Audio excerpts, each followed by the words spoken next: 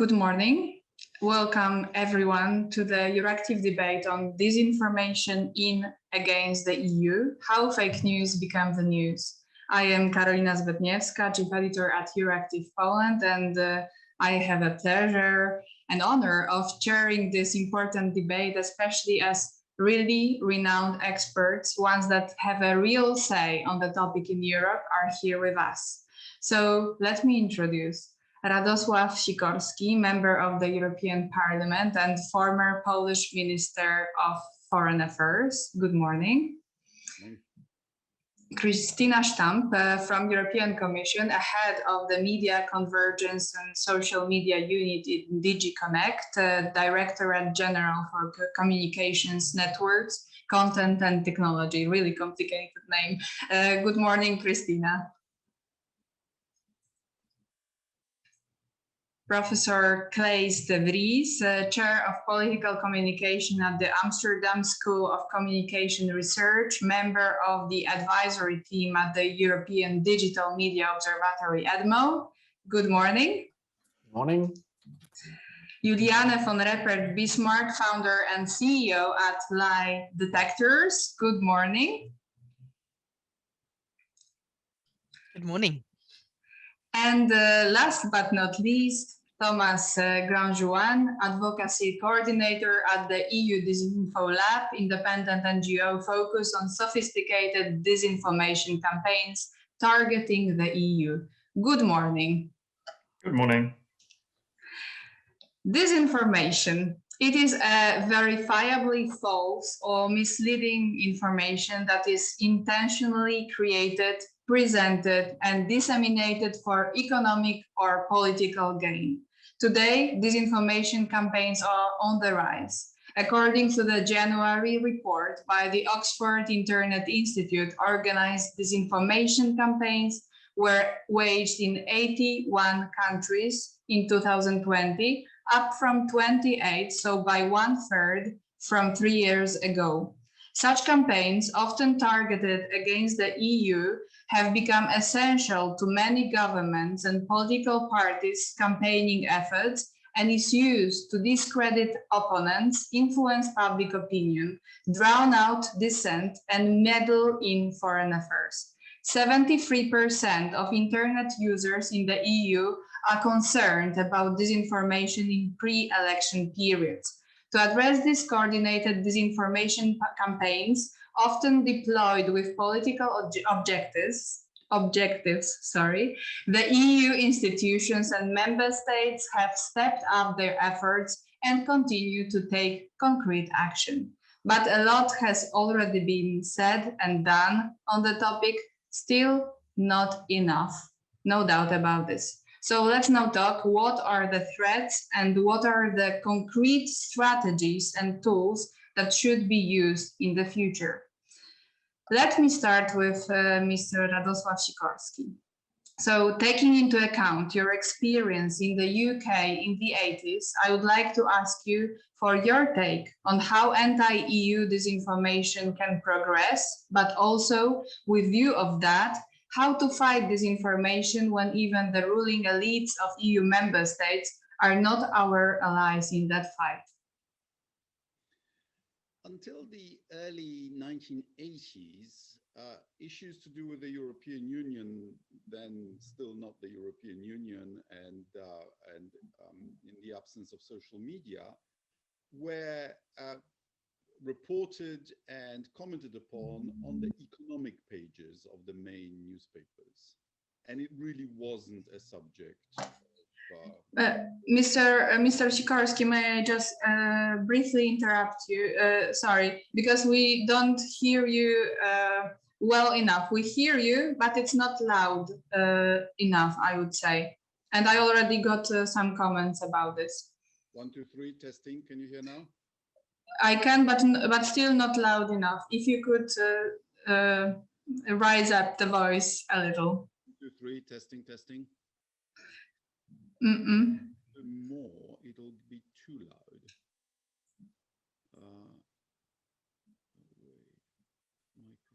Okay, here we are. How about now? 1, 2, 3. Now it's much better. Thank you very much. All right.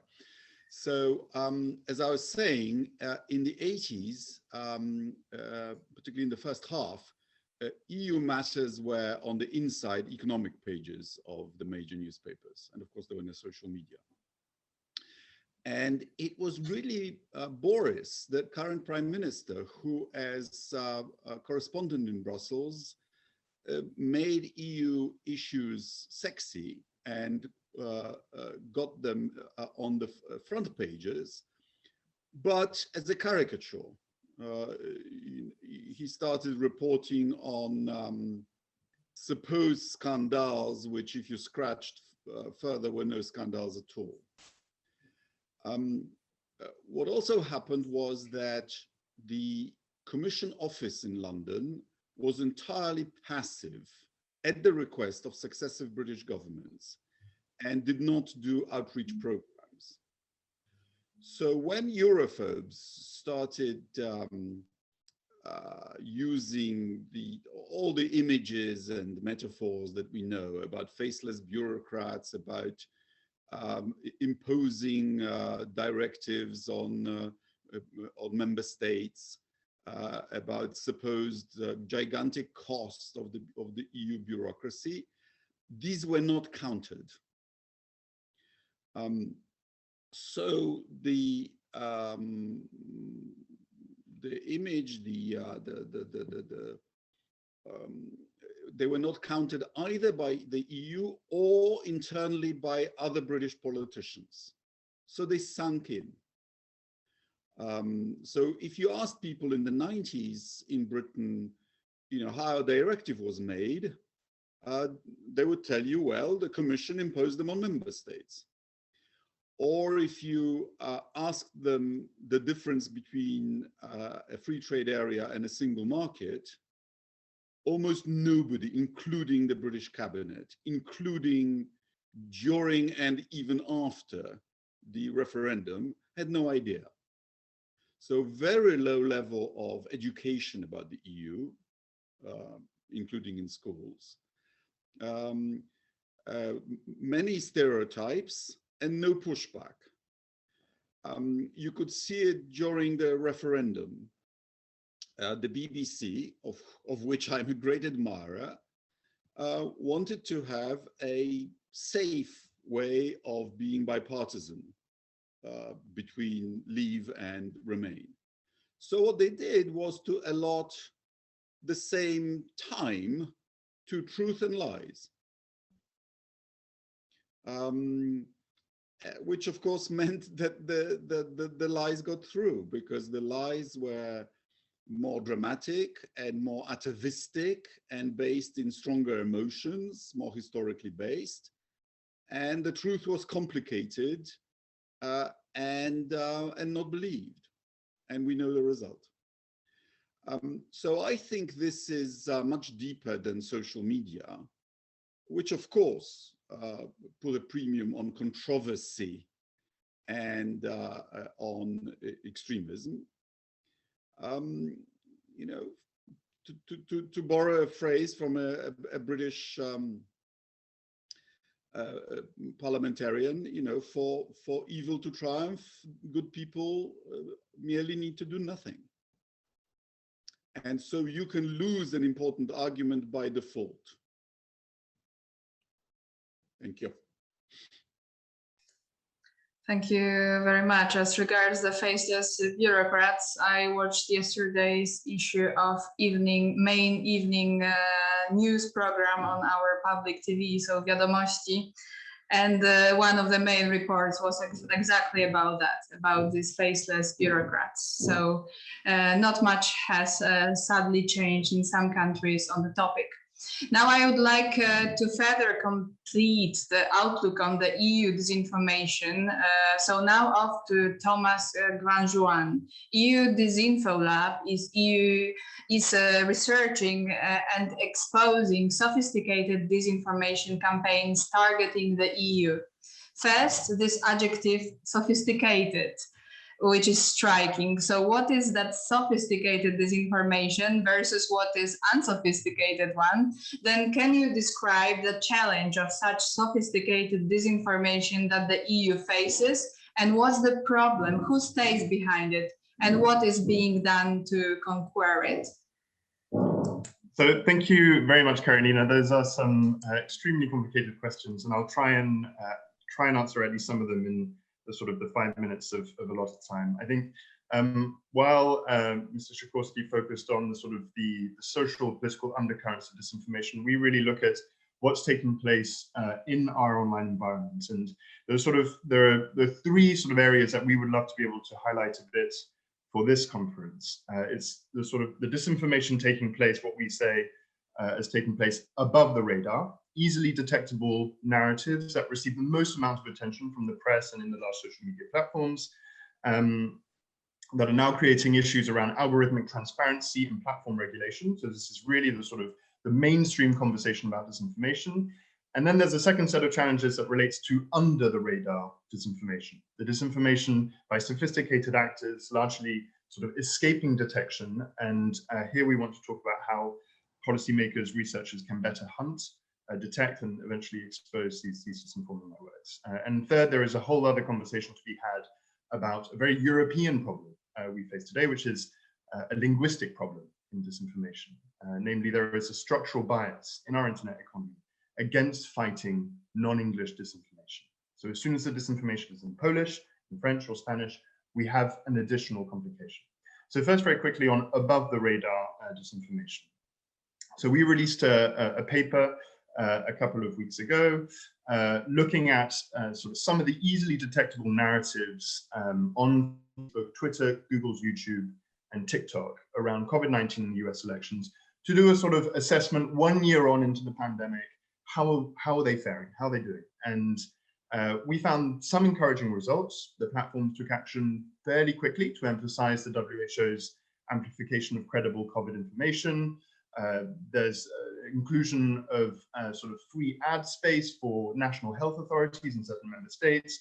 And they also expanded their policies on misleading and harmful content to demote or label harmful but illegal disinformation. So efforts have been made, but there remains a problem with consistency, because we don't know the full range or the full sort of scale of the methodologies the platforms are using, make it very difficult for us to understand how they're moderating scientifically debatable claims, which is an extremely sensitive area of content moderation. And then there is also a worry about the unprecedented deployment of machine learning tools over the past year to handle this content moderation. This is how the platforms have reacted, simply in deploying more AI to be able to handle the amount of stress that they need to be able to handle to moderate quicker and faster, which is creating a problem for us as citizens in terms of transparency, in terms of algorithmic accountability. And so we need to know what are the hierarchy of principles that are governing Facebook, Twitter's, and Google's moderation procedures. And then very quickly on under the radar disinformation, it's an extremely pernicious form of disinformation. And what we've seen is that in response to better content moderation, state-backed actors from Russia or China or non-state actors like QAnon conspiracists are joining less moderated spaces like Gab, like Parler, like Telegram. They're leaving YouTube, sometimes, not always, but they're leaving YouTube for crowdfunding services like Patreon or GoFundMe. In Poland, I think equivalent websites are like Bees Fund or Polak Potrafi, where they can monetize their disinformation in a much more open environment. And we're also seeing actors turning away from what we call active methods, such as online ads or troll farms. These are being less employed by sophisticated actors who are instead building what we would call a sort of an ecosystem of fakery, with strategies designed to build partnerships off the internet, find allies in the real world, partnering with established websites, soliciting content from external contributors, such as young freelance journalists, like in the Russian peace data operation that was run by the Russian Internet Agency, or even getting marginal policymakers into your operation who are in need of some media spotlight and attention because they feel a bit forgotten, like the far-right members of the European Parliament who were active in our Indian Chronicles investigation. So I'm happy to go into any more details of above and under the radar disinformation. I would just say one word about the challenge of non-English disinformation, which is that in the investigations we've undertaken so far, we found that there is a bias that we're dealing with big American platforms who are quicker and more able to to take down information operations in English and are slow or hesitant or not at all active in taking down the same operation but taking place in French or in Spanish. And in the investigation we did on the Russian outlets InfoRos, whose links to the GRU were confirmed through a 150-page report we did of web forensics, coverage in the Washington Post, confirmation from the US State Department last summer, and still the website is live in French and spreading disinformation. So there is an issue there that has to be addressed. So those are sort of three areas that we want to touch on. We're very happy to go into what are the solutions to that later on in the discussion. Thank you very much. Polak potrafi has usually been associated in the Polish head with benevolent actions, and now, surprise, surprise, not only that, but also sponsoring malevolent actors. So thank you for spreading the news. Now let's have a deep dive into the relation between disinformation and democracy. CLAES de VREESE from the Amsterdam School of Communication Research and EDMO.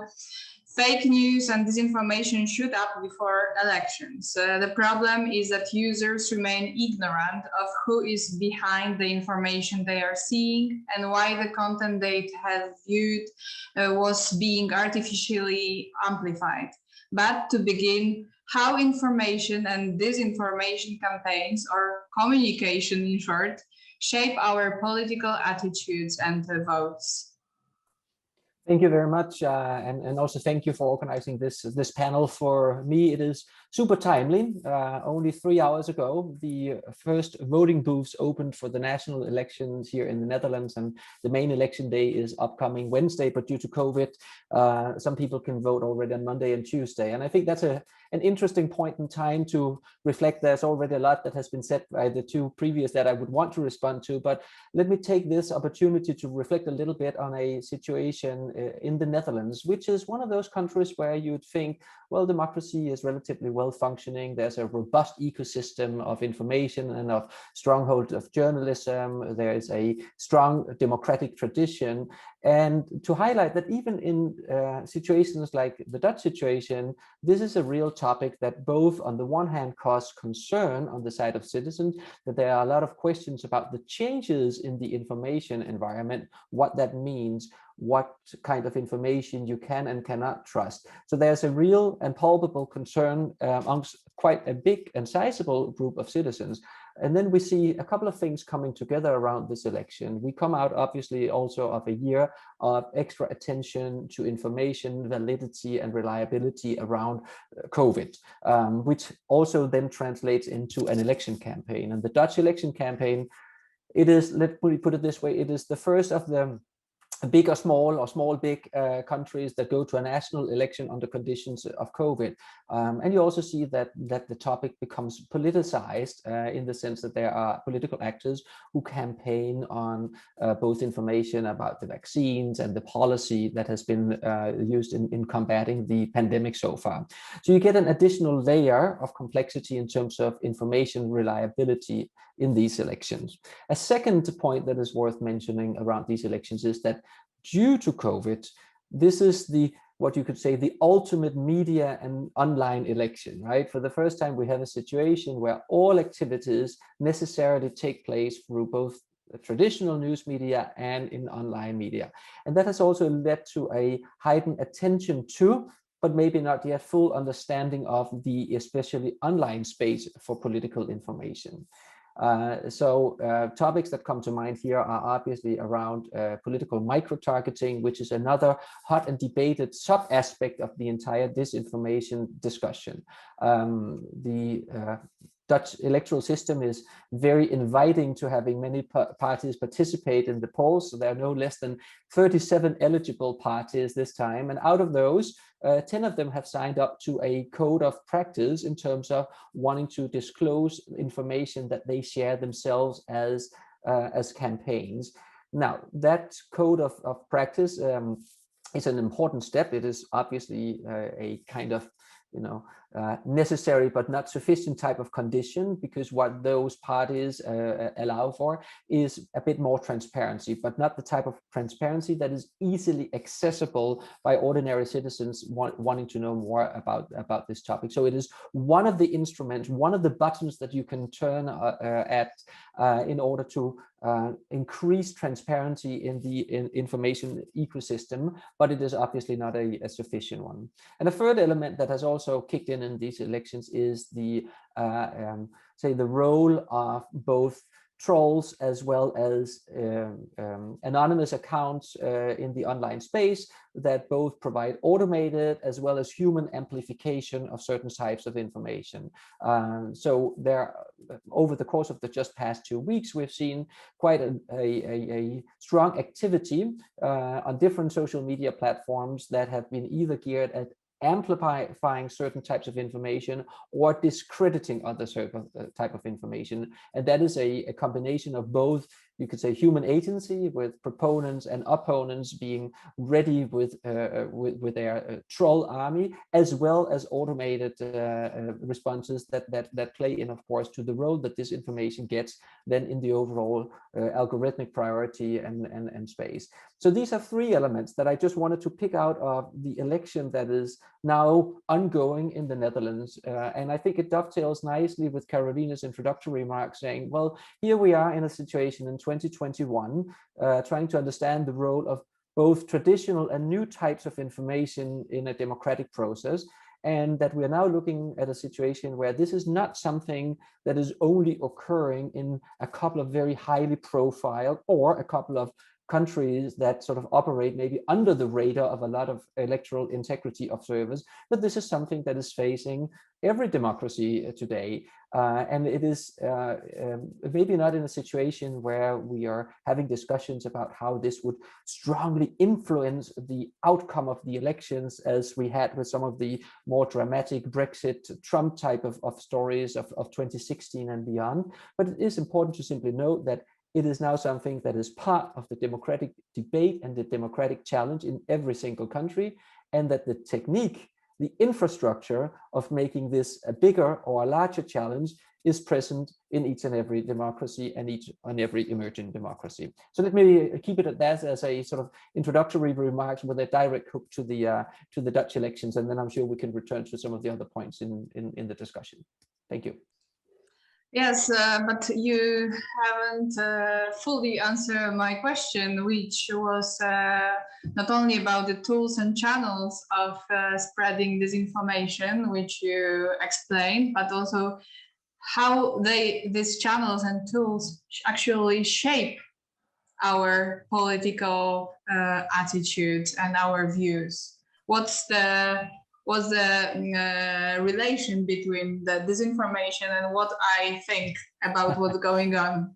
There's always a danger of asking such a question to a researcher from a university who then has the inclination to try and summarize 2 decades of research in a short answer. But let me start by saying, of course, the discussion of what kind of information affects our political attitudes, our beliefs, our emotions, and our electoral behavior is not a new question. And we are building on a lot of information where we know that a lot of people are inclined to see new information through a partisan lens. So you make new information fit with what you already believe. That is something that we know about humans, and we have known it for a long time. And yes, that also applies in the online environment. And it also then applies when you are encountering information that we will say this is disingenuous, this is not correct, this is untruthful. Yet as humans, we are inclined to try and make it fit. If we have already existing opinions about a party or an ideology or a candidate, then we would almost make this information fit into the existing narrative. That is still there.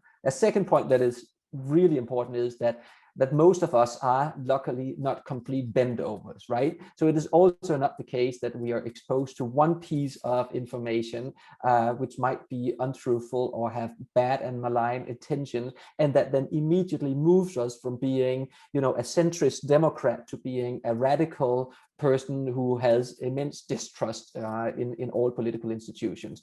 So, and that's important to also keep a perspective here. And a third one coming from that literature that that's important to mention is that a lot of the evidence of where fake news and disinformation is coming from in the ecosystem is that it is not coming necessarily from journalists and the media or from citizens, but that it is people in power, political candidates and campaigns who are extremely active spreaders of disinformation. And yes, we now have an ecosystem and a media environment that might amplify that and might give that more, you could say, air than it has had in the past.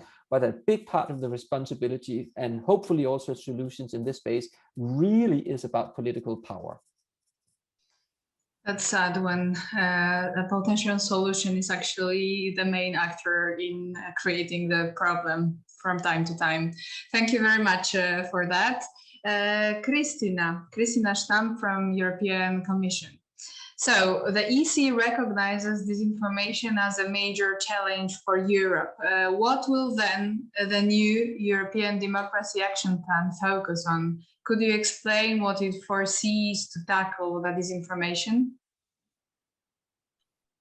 Sure, thank you very much. Carolina, can you see me and hear me well? Yes. It's important to see me because then you may see that I may be a bureaucrat, but I am not faceless. And actually, being a bureaucrat, I understand that I am a European civil servant, basically serving European citizens across the EU. And I am actually very proud that I can do this and contribute through my work to giving a more healthy information space to citizens. And indeed, that is also what the European Democracy Action Plan is setting out, that was published in December. And it has several pillars, basically, to strengthen European democracy. Part of this is, for example, the transparency of political advertising and rules in this area, media freedom and pluralism, and also disinformation. And I will focus on disinformation because this is our topic today, and that is also where my unit focuses its work on. So indeed, the European Democracy Action Plan sets out what the European Commission is planning to do to step up the fight against disinformation. So disinformation is not a new phenomenon, while it requires new responses in the online era, and we have already started to do important work on this. This is basically the code of practice that is the first worldwide self-regulatory code to address the phenomenon of disinformation. And last year, we have concluded that this code of practice has already brought important results. At the same time, we have also pointed to several shortcomings of the code. And we have set out in the European Democracy Action Plan how these should be taken forward. Notably, the idea is that we will issue guidance very soon to set out how platforms should strengthen the code of practice. And this has several areas where strengthening is foreseen, that is also set out in the European Democracy Action Plan. Just to give a few examples, several of them were mentioned by the other speakers, like, for example, avoiding manipulative behavior, so the artificial amplification of disinformation, or demonetization of the disinformation, so avoiding to give financial incentives. Then it's also very important to provide users with authoritative information. We have seen this, for example, in the COVID related issues. Then also more collaboration and importance to fact-checking and research, but also areas like political advertising and also monitoring of the code, how this is actually functioning. In this context, it is very important to mention that in parallel, basically with this work of issuing a guidance on how to strengthen the code of practice, the Commission is also issuing legislation. So as I think many of you may be already aware, the Commission has presented also last December the DSA, the overarching framework, the Digital Services Act, that sets out a comprehensive framework for rules or for online platforms. And this is also important in the area of disinformation, because it is this legislation that is creating a co-regulatory framework for disinformation, which means that it will move from a pure self-regulatory approach that has advantages and disadvantages to a co-regulatory framework where there are stronger co-regulatory backstops. Then when we are already with legislation, it's also important to outline that is also explained in the European Democracy Action Plan, that the Commission is also issuing legislation on the transparency of political advertising, sponsored political content. So that is also another anchor that is addressing the issues discussed today. They are very important anchors for this information.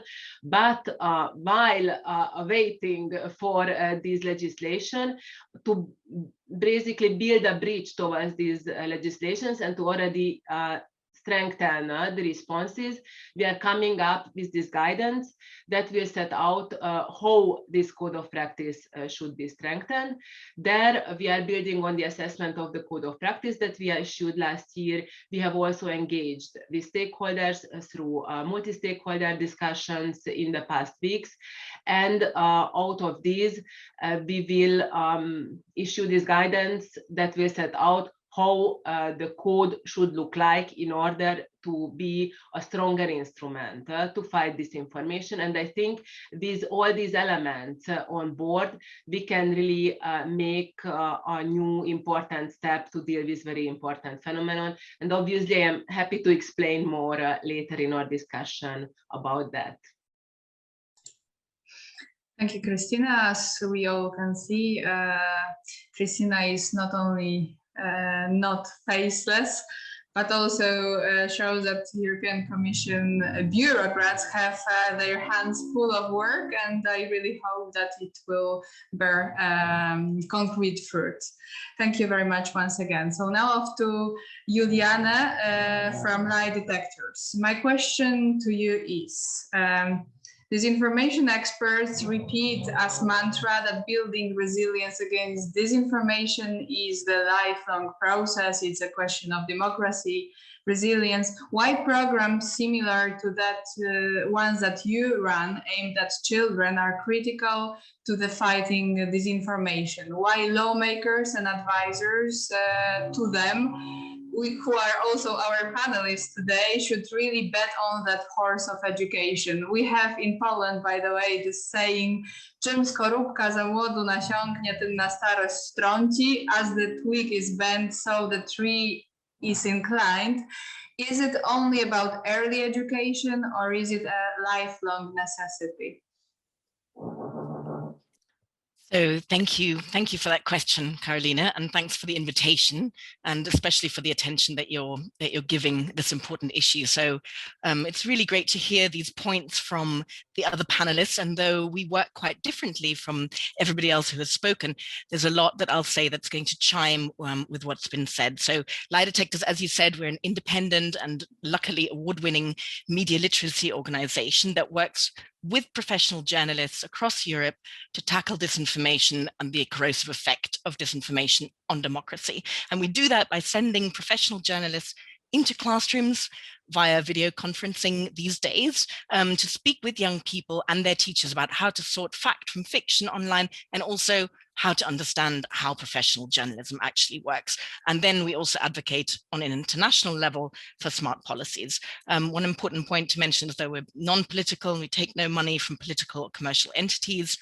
And we're working with about 200 journalists now. In fact, right this morning, I just looked at our calendar. We've got journalists going into classrooms in all 3 countries this morning. They're there as we speak. So like you all, we've been worried about disinformation for a long time. And what we see now during COVID in particular is a perfect example of what can happen when disinformation goes viral and unchecked, and works, even when it's not overtly political, when it works to undermine trust in normal facts in established science, undermining the ability of citizens to make informed decisions, and with that really undermining the very basis of the democratic process.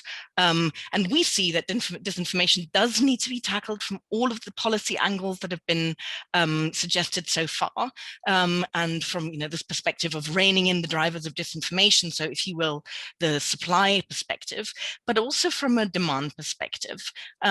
So supply, that means really enforcing data privacy standards, deploying the new and existing antitrust tools at Europe's disposal, reining in the collection of behavioral data that's such an integral part of the business of outrage and the business of polarization. So the Digital Services Act that Christina mentioned, the Digital Markets Act, the European Democracy Action Plan, the Code of Practice are all a really extraordinary opportunity to get something done on this front. But we do know that that's going to take a long time. And in our view, there's no time to waste. So you have to imagine that when we go into a classroom, and probably right now happening in the various classrooms that we're visiting, you've got to imagine that the kids, they line up either in front of the journalist or now in front of the computer, and they ask questions. They ask questions like, is it true that COVID was made and released on purpose?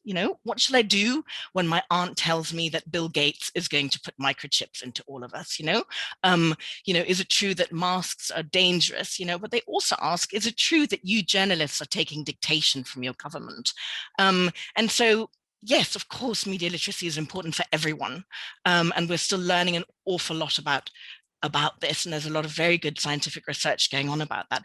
But we have decided to work with young people aged 10 to 15. Why? Because at 10 they start consuming information online, and by 15 they're really forming lasting social networks. They're assembling quite often a very sophisticated worldview. And also it's a chance to work with the teachers, and that's very important because of something that we found that we call a digital divide. There's a lot of talk about the digital divide. I'll talk about the specific one that we've identified. Children, unlike the conversations that we have, we talk an awful lot about content moderation, about fact checking. Children don't inform themselves on Facebook or Twitter the way we do. And this goes a little bit to what Thomas was just saying, they're not there. They're on Snapchat, they're on YouTube, they're on Instagram, they're on WhatsApp, TikTok, Switch, Discord. They're deeply in the visual information space and in encrypted chat rooms. That's what Mark Zuckerberg called the digital living room. And this is not a place where there are moderators, where the moderators can reach, where you can do content detection, or where you can do content moderation or deletion. A lot of this is visual and video based. And a lot of it is also about text overlaid onto images, which makes it really difficult for AI to do anything, to root it out. And this is where they watch video content on conspiracy theories, on polarizing content. Meanwhile, the teachers, they are not on Twitch or TikTok or Discord. And so this is very often very far out of the comfort zone of the teachers, and that can act as a real chilling effect on teachers' ability or willingness or self-perceived ability to actually talk to their classes about media literacy. So we work an awful lot with questionnaires, and so we know from the thousands of kids we've visited and from the teachers that 80% of teachers tell us, so 4 in 5 teachers tell us they know this is an important subject, but only 40%, 2 in 5, have ever broached this in the classroom. So even though they think it's important, they're not addressing it. And with kids, the divide is even more extreme. So 92%, more than 90% tell us they think this is an important issue, but only 25%, 1 in 4, yes, have done their own fact checking, and actually only 10% say that this is something that they do at school. So you can really see that there's a real dearth for this, and that there's also a very great there's great momentum behind this. I think a few of us have said this morning already. There's a great momentum, and despite the extreme stresses and crisis in the education profession, there is an enormous amount of interest. The interest is phenomenal. So while there is a need for regulation on the antitrust side and on the data side, and that's going to be pivotal in disrupting the business model, as Christina said, and the monetizing behind disinformation, we also need to work on this area. This is a really important opportunity, and we must grasp it. And we recommend very specifically, when it comes to media literacy, invest in teacher training, integrate media literacy into all teacher training curricula, so that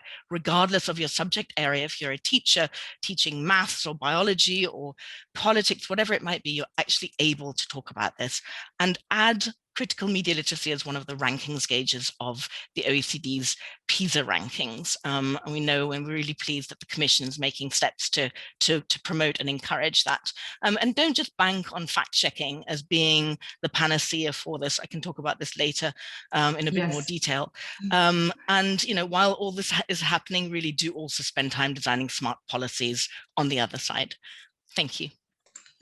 Thank you very much. Very dire data and much of a room for improvement, especially as you say that teachers are not in the digital living room, but I would say parents are not there either. But we'll come back to that. And now I would like to come back to RADOSŁAW SIKORSKI and your international affairs expertise. The coronavirus pandemic has resulted in an increased disinformation activity towards the European Union, or more broadly, the West, coming from Russia, from China, and so on. What role does disinformation play in international policy, and how the EU can fight it better? Well, I think these days, political operatives in Russia don't do what their fathers or grandfathers did in the Soviet Union. They don't actually try to make Russia attractive. They don't try to persuade us that Russia is a friend or that Russian nationalism is a useful concept. What they do is to sow discord and to say that everybody is as bad as themselves. And so anything that drains social capital in the West and sows distrust of the government, of international institutions, of the EU, and of citizens amongst one another is what they support. And they started supporting anti-vaccine movements way before the pandemic arrived. This was measured and detected, that Russian trolls were deployed to doing that. And I'm afraid it's succeeded. Even members of the medical profession in several countries, including in Poland to some extent, are refusing to take the vaccine. In Poland, we've had a lively disinformation campaign to do, believe it or not, with the vaccine installing a chip in your brain through which Bill Gates will control your mind. So as an MEP, I was asked to say something in favor of vaccination. So I considered, I didn't do it, but I considered saying, well, vaccinate yourself because you'll get this chip, and Bill Gates is a very clever individual, and I'm sure he will steer you in a very profitable career. This will be an added bonus for you from the vaccine. Not everybody shares my sense of humor, so I didn't do it, but you know what I mean. Some of these myths are incredibly popular, even though there is no sense to them whatsoever. In Poland, we have the Smolensk air crash conspiracy. In the US, we have the birther conspiracy, that President Obama was not actually born on US soil. And there is no shred of evidence for these things, and yet they persist. This QAnon conspiracy in the United States, which is partly responsible for the Capitol Hill riots, started by someone inventing the conspiracy that there was a particular pizza parlor on Connecticut Avenue in Washington where children were being kept in the basement for sexual abuse. And someone believed this, took a gun and went to the pizza, a real pizza parlor, and said, where are the children? Show me your basement. And they said, sorry, we don't have a basement and therefore no children. And so the source was disproved, yet the conspiracy has only grown, which just shows you how irrational we can be. And social media, of course, are a great help in connecting the people with small critical faculties into very dangerous networks. Thank you. Thank you very much for that. But how do you think this influences the shape of the geopolitical chessboard in the world? Have you noticed the direct influences of how disinformation sowing discord, but also how it sows changes in the international order? Well, the fundamental disequilibrium is that we allow, or at least do not control, do not block the actions of foreign, often hostile actors into our information space, be it through TV licenses, be it through radio, and be it through social media, and we have no access to theirs. There is no free internet in China. It's very restricted in Russia, very restricted in Iran, quite restricted in Turkey, and so on. But nothing new. Open societies are more vulnerable, and it's one of the reasons why I advocate in the European Parliament regulating social media. Not just the right to reply, not just the ownership of data, the algorithms themselves, and also the issue of anonymity and other issues. We need to do this, otherwise we will be, I think, not only our democracy is at stake, but we will start doing bad things to one another. At the beginning was the word. And if you can convince people of some of this crazy stuff, eventually some people will act upon it. As we saw it on Capitol. Thank you very much for this answer. I have a question for Mr. Gigitashvili from DFR-Lab, and this will be the question to Thomas and later on to CLAES.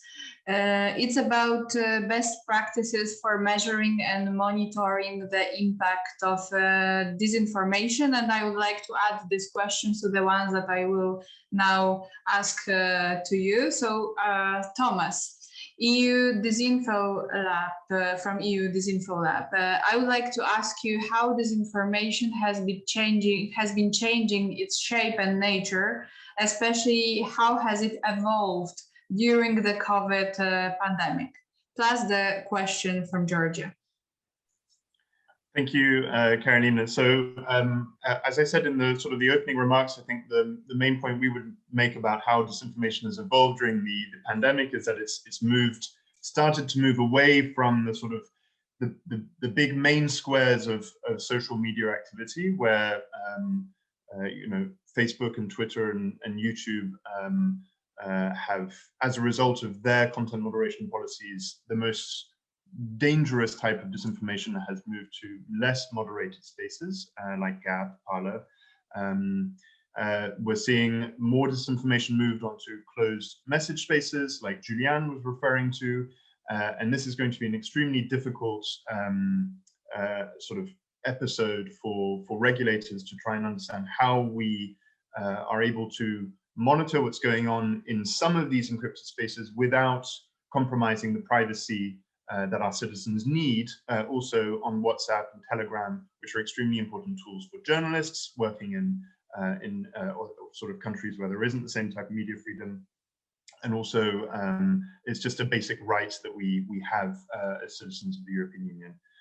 But for example, if you look at Telegram, you can have a channel with up to, I think, almost several tens of thousands of participants, it becomes more than an enclosed group space. It becomes almost a platform sharing content. So understanding how we regulate that will be complicated.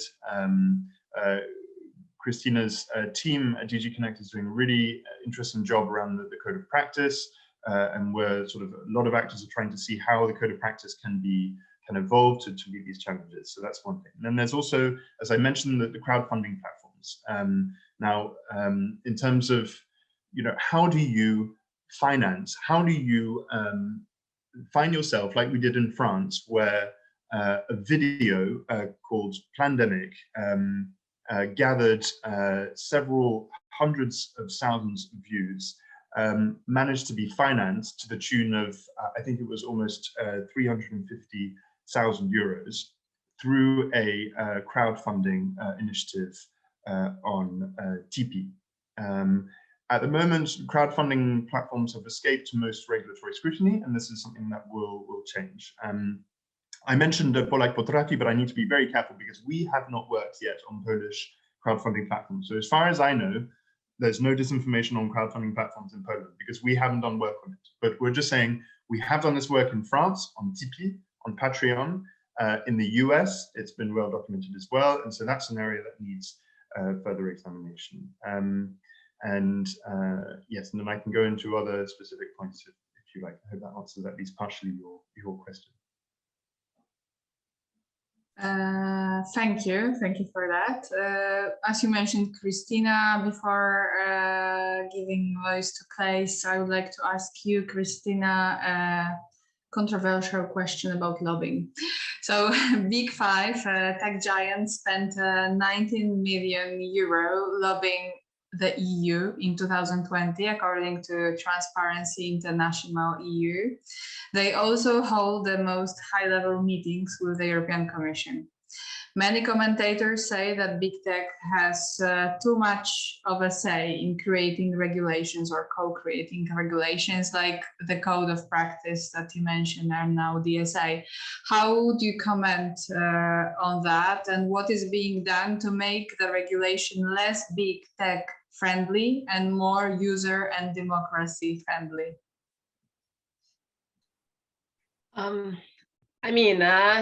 Lobbying, I don't think it's a new phenomenon in this area, and that's why the European Commission and the European institutions have important rules in place, including on the transparency of lobbying. But if you look at what the Commission has been doing in the past years and that we will continue to be doing, I think it's very clear that the Commission has taken very decisive steps to impose a strong regulation on the big platforms, to say it simply.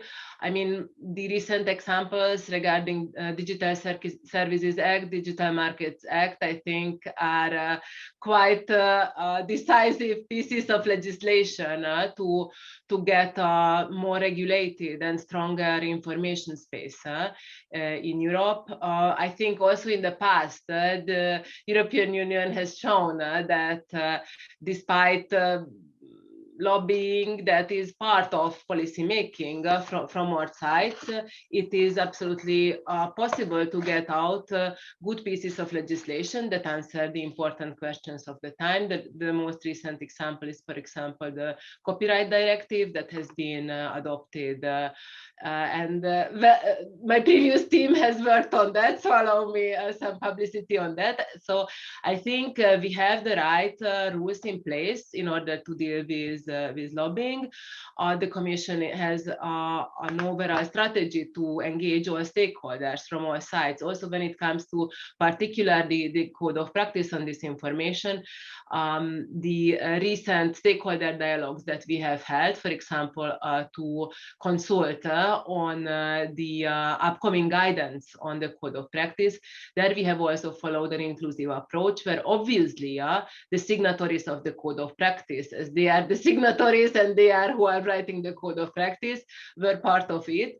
But we also included all other important stakeholders, including the media industry, civil society, and so on. Many of today's distinguished panelists were also among the invitees. So I think following this very inclusive approach, it is important, it is absolutely possible to come up with very good solutions. And I think that the code of practice is a good example there for that we have to work together with platforms to come up with future-proof solutions that are then also put in practice by the platforms. At the same time, obviously, it's important that there is transparency around it, that we also do, for example, with the monitoring program about various aspects like COVID-related disinformation. And it's also important to complement it with solid pieces of legislation that can also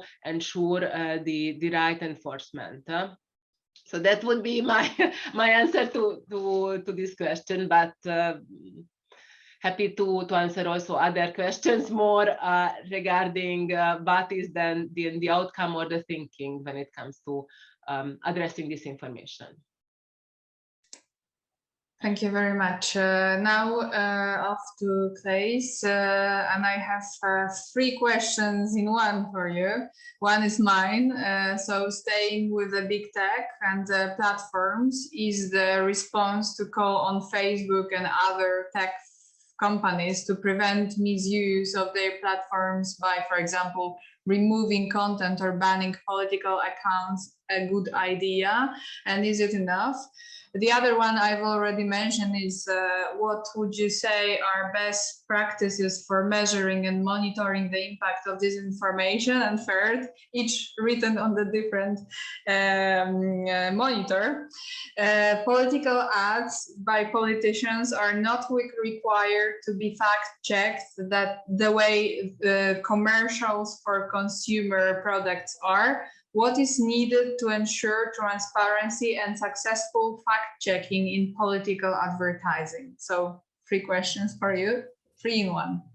Yes, very easy. No, let me also first add to, I think, Kristina's comment about the lobbying and the amount of money, because we are really looking at a multi-layered phenomenon here, and that will fold into the first question.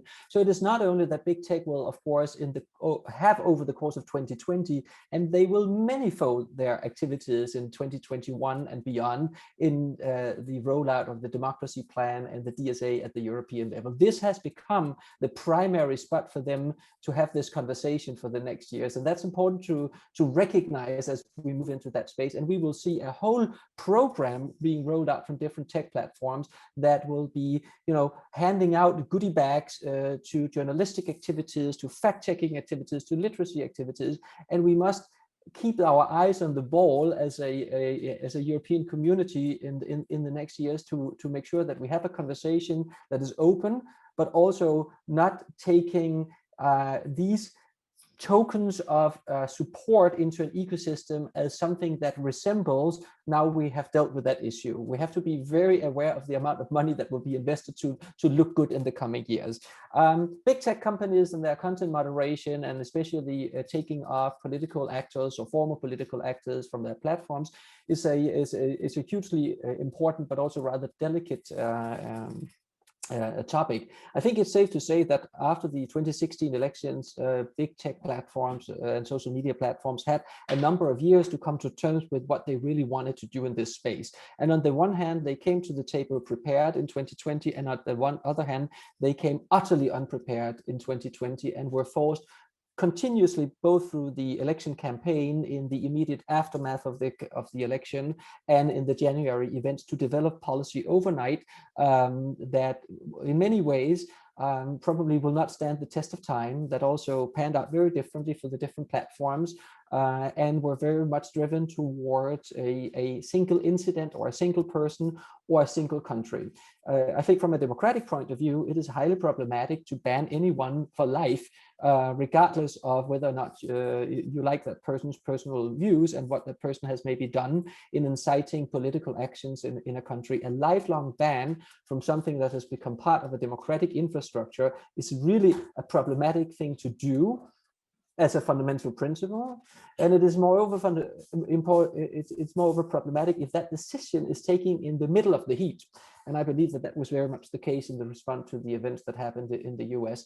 What we need going forward here are policies and guidelines from the platform, but they must be transparent, they must be thoroughly vetted, they must include examples and rules from other countries and not have a unique US election system dictate what we consider acceptable in the rest of the world. And we must also have mechanisms in place where individuals and others can also get information and maybe even challenge some of these decisions. So that was on the point of the what should big tech platforms do? How to do research in this area. Super important question, because one of the biggest challenges for the academic world, for NGOs, for journalists, is that our need to apply systematic and thorough research to this area is of course highly dampened by the lack of access to data. So we have a couple of conversations that are important here. One, and that's part of the conversation also in the democracy plan and the DSA and provisions under the GDPR, is how can we set up a system that independent research can actually be conducted on these platforms that uphold other issues of concern such as privacy, etc. That's an important one. That's an ongoing conversation. A second one is that even in this shiny new world, we should not shy away from some of the very fundamental research principles that we have used. You know, experimentation in a setting where you can control the message and see what kind of effects that yields. Still very important. This fundamental research element is very important. And thirdly, we also need to think outside the box and try to move around and come up with new designs. And some of them are rather promising through, for example, the mechanism that each individual can now request the data that a big tech platform has in you. That data can be shared, for example, with independent university-based researchers in order to circumvent almost some of the restrictions that are there in terms of data sharing right now. So through crowdsourcing, through data donation mechanisms are also some of the new ways that also pose new challenges for us as researchers, how to treat that information well, but also give a glimpse into that world that we want to research with systematic approaches and not just look at it from the outside.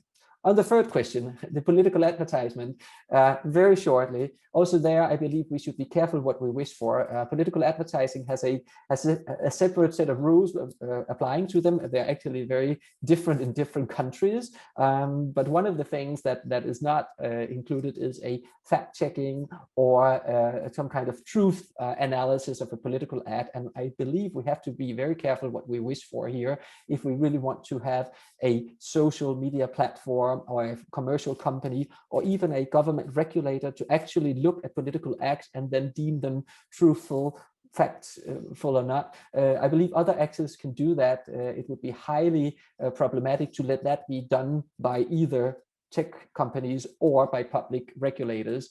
What is safe to say, and that is a bit of a paradox, is that you, as a citizen in a democracy, when it comes to political advertising, have very little rules and protecting helping you navigate that space. And if you compare that to commercial advertising, you're actually much better off as a consumer than you are as a citizen. So as a consumer wanting to buy a washing machine, there are rules about what company A can say about their product, how they can speak about their competitors, and what they cannot and can do in the commercial space. And there are very few rules when it comes to political advertising.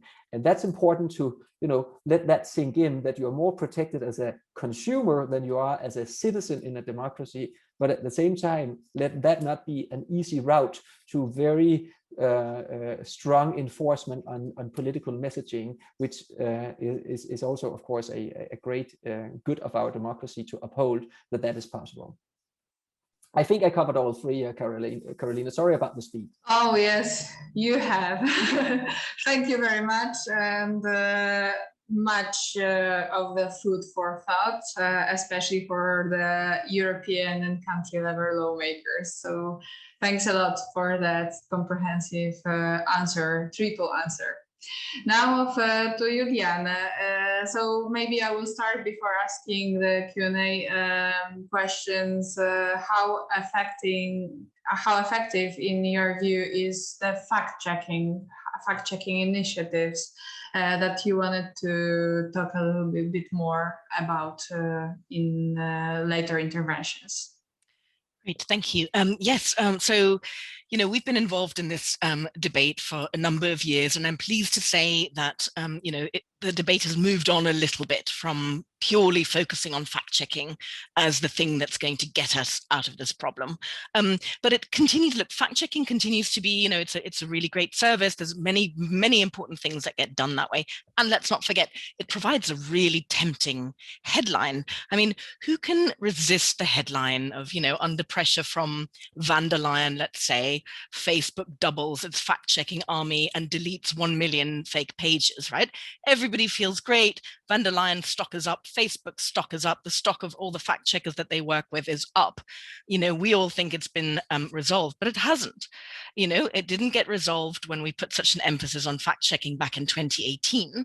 And if we carry on doing this, it's not going to resolve the you know, the problem either, you know, and it's not just not going to solve the problem, but it also risks further entrenching other problems because we're wasting time, and it's, you know, we don't actually have time to waste. You know, first of all, if there's going to be wholesale fact-checking and particular content deletion, you're immediately going into the realm of censorship, and I don't need to tell anyone why that is problematic. Also, you know, we have an ever more clever splicing of truth and fiction in these posts that we're talking about, you know, and these can confound the most astute and the most experienced fact checker. You know, think like Thomas was saying, oh no, sorry, it was CLAES, I think, who was saying, you know, just think how pandemic has been proliferating despite the repeated efforts from fact checkers and content moderators to eradicate it. And it also wrongly assumes that fact checkers have got their eyes everywhere. You know, we've been talking to people from professional fact-checking organizations. We work with people who do professional fact-checking, and they tell us when they're trying to crack into, when they're trying to kind of do something about content that's gone viral on WhatsApp, and they try to infiltrate, it's very interesting what they do. They try to infiltrate these viral networks, these groups that proliferate and that perpetuate kind of polarizing content. But it's really like they're throwing, you know, a message in a bottle out to sea. They don't know where it's going. They can't control how it is, how, you know, what the interaction is. So, you know, when all you have is a hammer, it's very easy to think that everything is a nail, right? And I was recently on a panel with a bunch of very clever people from Silicon Valley with this very technological way of thinking about it, that technology will solve it. It's kind of, it's just a bit of too much silo thinking, you know, and we have the great benefit is that over here, we don't only have a hammer, you know, we have a great assortment of things that we can use. And I really hope and look forward to, you know, the various initiatives that are happening now, the regulatory drafts that are going on, that they will look at all of those opportunities. Thank you, Juliane. I would like to ask you the follow-up question from one of our viewers, Mrs. Beata Siewierska. What are the criteria of fake news or disinformation? She means, how is it detected which information is true and which one is not? Because you are in education, in promoting resilience education. So how would you teach that, how to tell the truth from the lie? How do we tell children and teachers how to? Okay, well, we actually, and this is why we work with journalists, we teach them basic journalistic practice. It's not rocket science, you know, read beyond the headline, check the date, you know, don't be taken in, you know, if it's causing an extreme emotional reaction, then check in with yourself, check in with your confirmation bias. You know, the architect of the PISA rankings, which are these school rankings, Andreas Schleicher at the OECD, he wrote something very recently that I thought was really interesting. He said that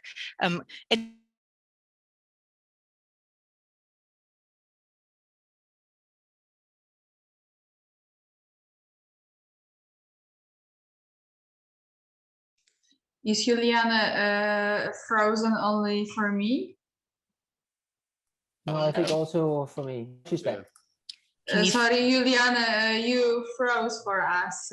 Could you repeat the last 3 sentences, I would say? How far did I get? I'm so sorry. I'm really sorry. Yeah, because the question is timely, because often with this level of polarization that we experience nowadays, not only in Poland, all around the place, more or less, there are 2 kind of realities, and the truth in one reality, for example, in the Polish public TV, is different to the truth of the private media, independent media. So it's also an aspect of the question of how to tell the truth from the lie, because there are 2 asymmetrical, the separate information zones in our world at the moment.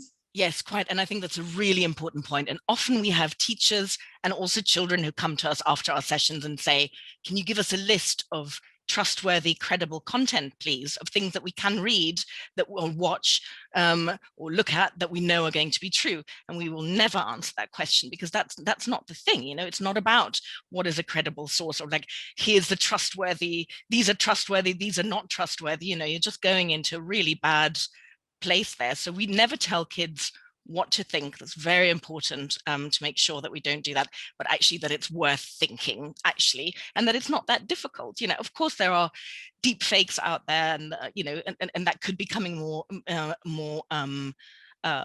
sophisticated, but there are actually normal, just critical thinking tools at our disposal that if we employ them, and if we start thinking of them as a basic literacy, if we start thinking about source verification and, you know, and critical thinking as a core literacy that ranks alongside reading and writing and counting, you know, if this becomes something that every child gets taught in every subject, then we can really get somewhere, you know, and, you know, without going into the political realm, it doesn't always have to, conversation about these things doesn't always have to revolve around, I don't know, you know, religious tolerance or refugee policies. You can you do this in a very playful and fun way and gamified way. There's an awful lot of brilliant initiatives out there, so that you're flexing this critical muscle, you're training this critical thinking. And so when something comes along that's truly important, like an election, like a pandemic, then that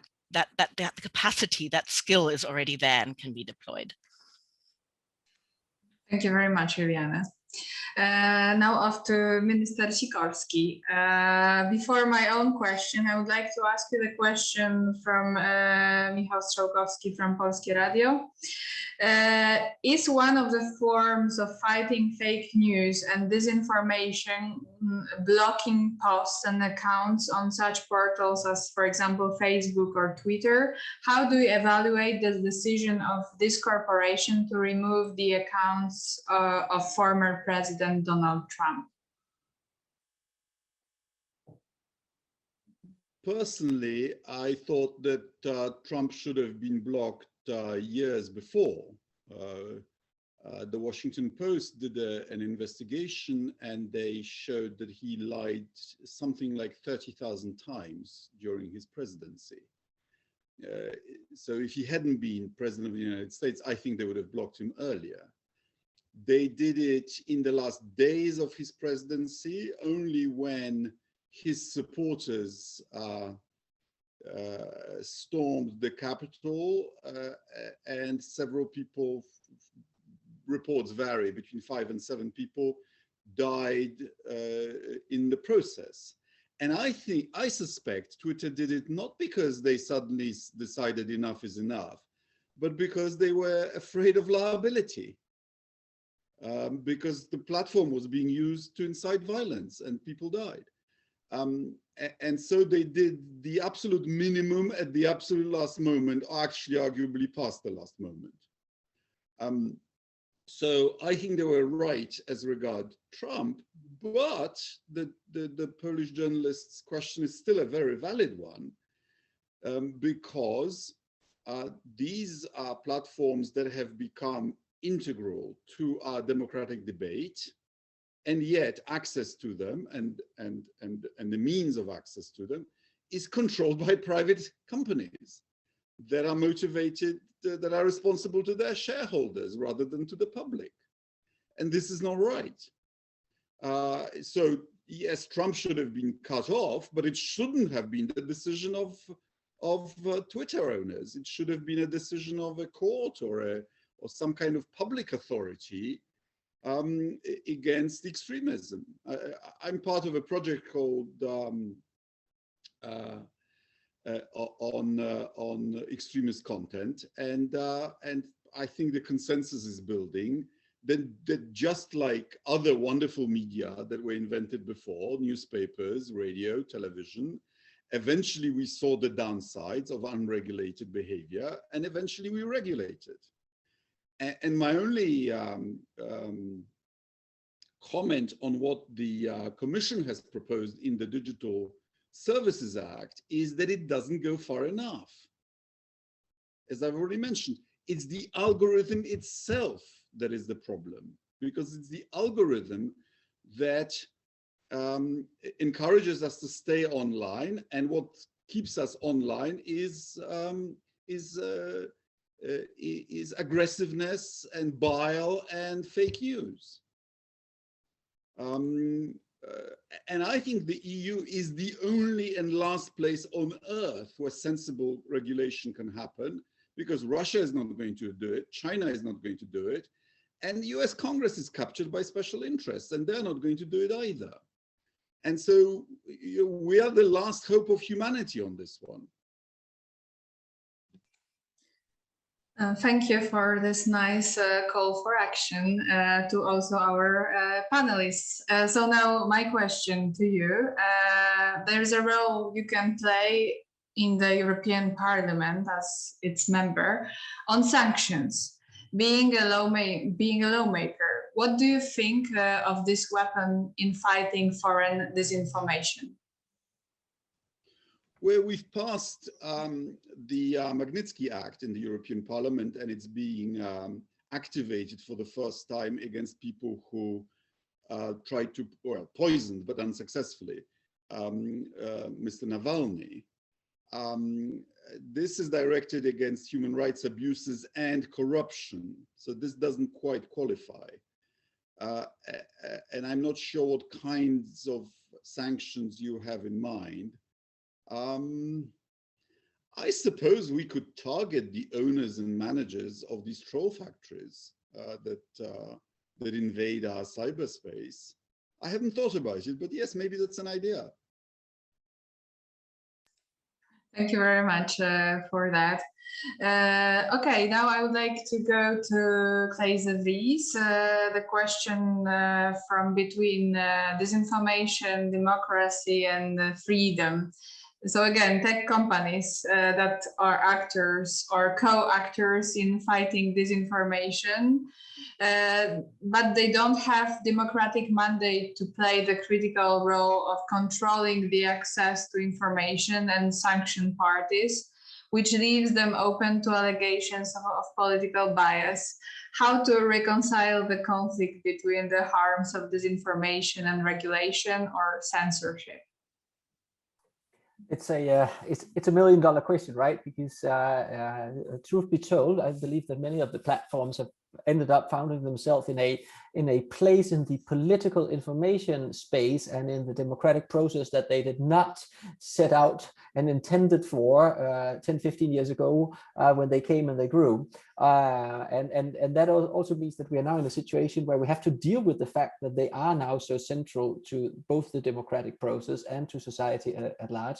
And that is also why it's perfectly legitimate that the thinking in this space is evolving over time.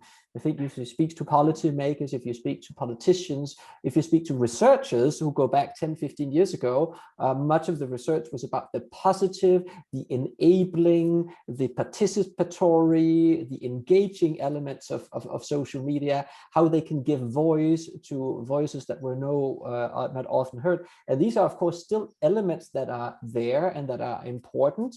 And at the same time, they've ended up having, in some instances, rather monopolistic positions in the ecosystem, so that thinking about the role, thinking about how to regulate and how to balance different types of concerns, whether they're concerns that have to do with the market structure, so the actual economic and antitrust and balancings, the idea that we have a market where multiple actors and voices can be present, whether it is the rights of individuals and concerns about privacy and concerns about right to information, and whether it is something that we have a lot of provisions in our current regulations about causing harm and how to prove and have a track record of that. These are all things that have come to the table and must be balanced in a decision. And I think it's, so I'm dodging your question by saying, how can we do this? By saying, I think it is quite fair that the thinking in this space has really changed quite a lot. And I think it's also reflected in a lot of the big tech companies' own position, right? I mean, they have gone from being, we bear no responsibility, we are just a platform, we are not responsible for anything on the platform, to going through, we will come up with our own set of rules, to saying, please regulate it. The latter part is also, of course, somewhat of a political choice in order to say that we are willing to engage in that in that discussion, and that they might prefer at the end of the day to be bound by either market rules or politically decided rules, rather than having to invent this wheel themselves, which has been much of an ad hoc process so far, and where, as you said in your question yourself, they have zero mandate to actually play that role. And that is something we need to discuss when there are elections, because this is something that politicians in nation states and at the EU level will be addressing going forward. And I started out with the Dutch situation. One of the topics in a campaign that has been totally dominated by COVID has also been the importance of these topics, and maybe the need to have a Ministry of Digital Affairs. Yes, it's good to discuss it as AIP, because it's better usually to be at the table than on the table. So it's about who has control. Now off to KRISZTINA. I have one question from myself and one from our viewers, our participants. So the first one, the COVID pandemic translates into COVID-19 related disinformation pandemic. How is EU tackling this, and what more should be done? So it's also about recommendations for yourself, for the European Commission. And the other question to you is, what is the goal of Russian long-term disinformation campaign in the EU? What are the consequences already, if you have expertise on that? So let me start maybe by the question of our viewers. So that is the issue of Russian disinformation is an issue where the European External Action Service is looking into this. And I also invite the viewers to look, for example, to the work and the newsletters of the East Stratcom's task force that are publishing very useful material about this area if you are interested. Also, maybe important to mention that in the European Democracy Action Plan, we are also foreseeing action in this regard. Again, this is the responsibility of the European External Action Service. So very briefly, to give you the information about that. So there, the European Democracy Action Plan foresees actions to improve the EU and the member state capacity to counter such disinformation, foreign interference, and also the European Democracy Action Plan foresees a toolbox to deal with foreign interference actions, including, for example, new instruments that would allow imposing costs on the perpetrators. Just to reassure that this is also an angle of thinking where the EU is looking into that. Then coming to the question regarding COVID, I think this has been a topic already mentioned by several of the other panelists, because indeed the pandemic has been accompanied by an unprecedented infodemic, conspiracy theories, and so on. I will not go into that. I think we have not just heard interesting examples, but unfortunately, I think the viewers have also seen on their own information feed examples related to this. So what the Commission has done in this regard is that we have also come up with joint communication from the External Action Service and the Commission, how to deal with COVID-related disinformation. And we have set up a monitoring scheme with monthly monitoring from the big platforms, where they report about the actions taken to fight COVID-related disinformation. The idea was that this finishes by the end of 2020, because we were optimistic that the pandemic will be over by then. That is unfortunately not the case, and we are in the new phase with indeed vaccines disinformation. So we have asked the platforms to continue this monitoring exercise and to focus on vaccines related disinformation, so that indeed all the efforts that we are making in this regard regarding vaccination is not undermined by the fake news or disinformation in this regard. And to summarize a little bit what platforms are doing, I think this shows very well that there is no one magic bullet to fight disinformation, neither COVID-related disinformation nor other disinformation. There are several tools that can be used in order to fight these. For example, let's start, for example, by media literacy. I think Juliane explained very well. This is a very important part of the action. Then other actions include, for example, again, the monetization, to avoid that web pages that are consistently disseminating disinformation are not benefiting from advertisements placed on these websites. Then taking action against manipulative behavior, fake accounts, bots, and more new manipulative techniques. Then also making sure that that the viewers are confronted with authoritative information. The platforms are working together with national and international health authorities, where they can be guided through sites where they get the relevant information, but also strong collaboration with fact checkers, with researchers who are looking into this phenomenon. I think all this is part of the responses.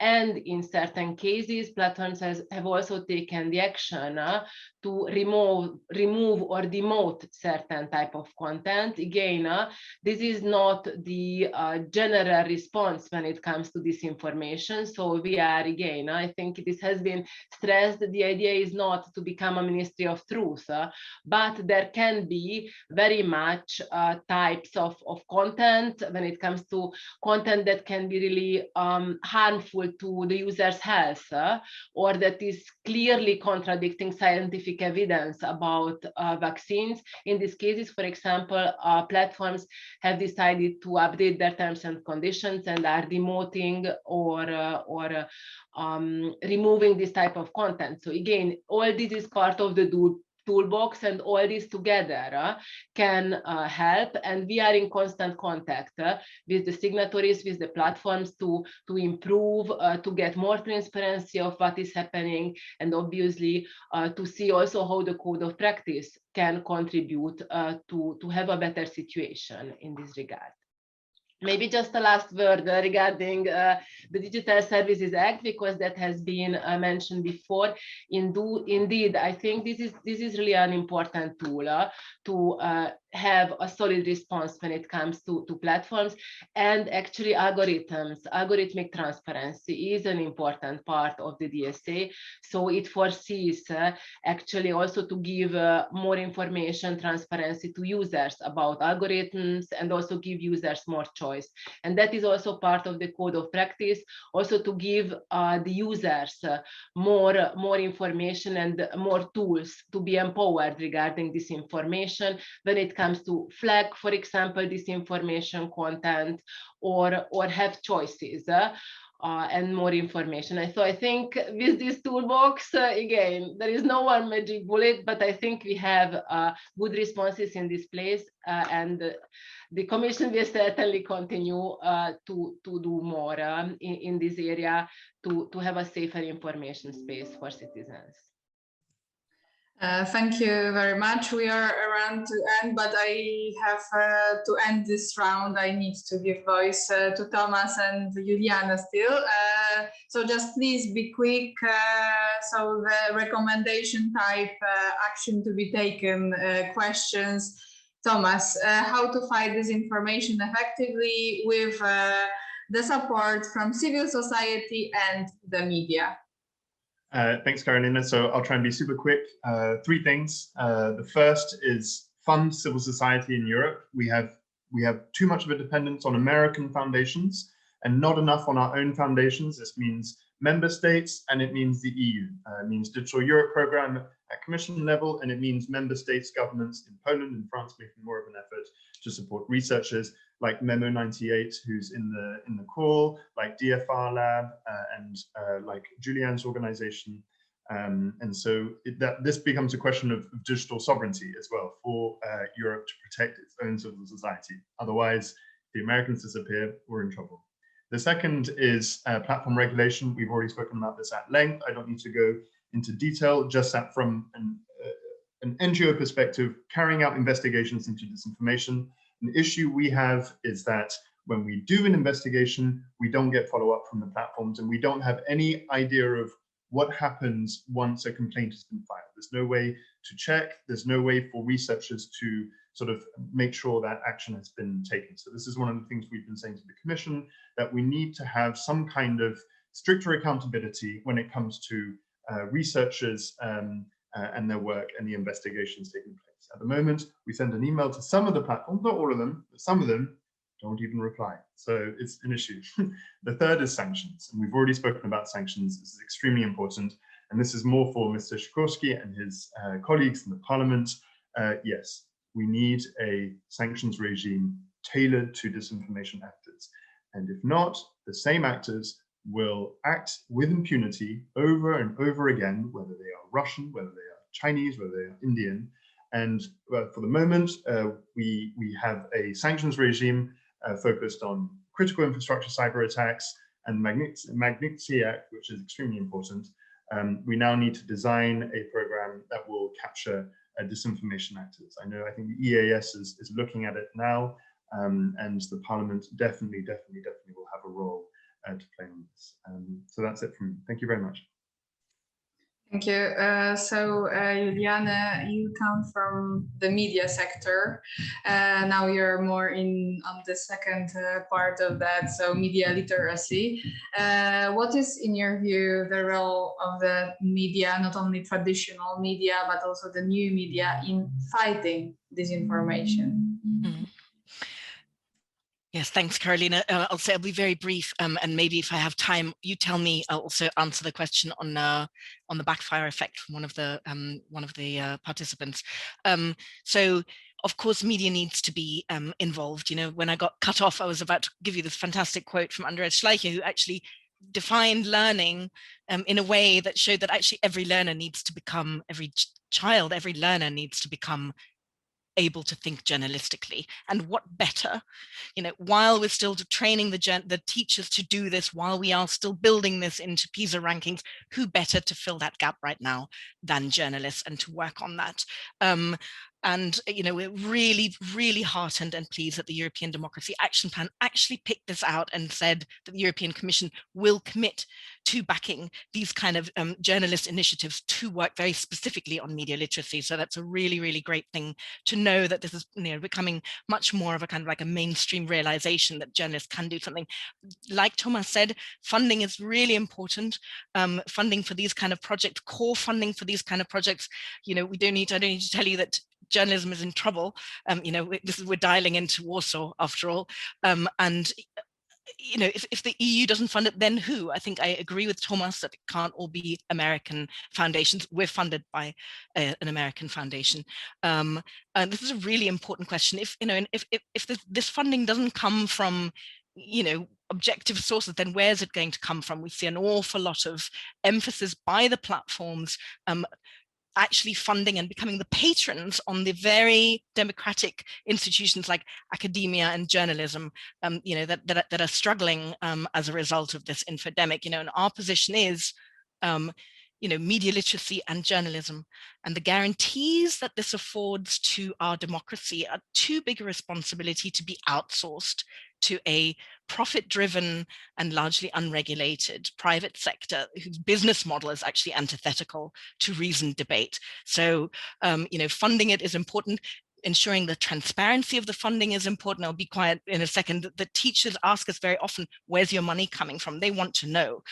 You know, they're reassured when we tell them that we're not actually funded by the platforms. And I think this is something that's going to become increasingly important, as you mentioned yourself, Carolina, the Transparency International report of, you know, funding going underground. I think transparency is going to be important for the credibility of an awful lot of the initiatives that are working in this sector. And if I do have time to say something about the backfire effect? Tiny. Okay, so there's amazing literature out there. You know, if you remember Weapons of Mass Destruction, which I guess was one of the very first major pieces of fake news, people have done an awful lot of work on whether fact-checking proliferates and increases the credibility of something that's been fact-checked and debunked. There's kind of the scientific research goes up and down. At the moment, it's like, no, it's not as bad as we thought it was. But don't forget that human beings are actually biologically programmed to believe that they are right. Nobody likes to be told that they are wrong. And it's very hard to fight a fake with a fact sometimes, you know, just vis-a-vis, see the conspiracy theories we've all been talking about, right? They're absolutely bulletproof against facts, right? But what people also don't like is they don't like to be taken for a ride. You know, nobody wants to be taken for a ride. And there's also wonderful literature on the benefits of pre-bunking versus debunking. And that's what we, obviously, I'm going to emphasize that because that's what we, you know, that's what very much what we are all about, is making sure that people are ready so that when the bad information comes along, they know what to do with it and can spot it. Thank you. The more pre-bunking we do, the less debunking we need to pay for. So thank you very much, Juliana. Thank you very much to all the speakers. Time to end this great discussion. EURACTIV Poland will write down the most important takes and recommendations from today so that you can come back to what we said here in both English and Polish. Thank you to our great panelists, RADOSŁAW SIKORSKI, KRISZTINA STUMP, CLAES VREESE, Juliane von REPPERT-BISMARCK, and Thomas GRANDJOUAN. Thank you also to all our viewers, also not only for your participation, but for your questions. Have a great disinformation-free week, and see you the next time. Bye.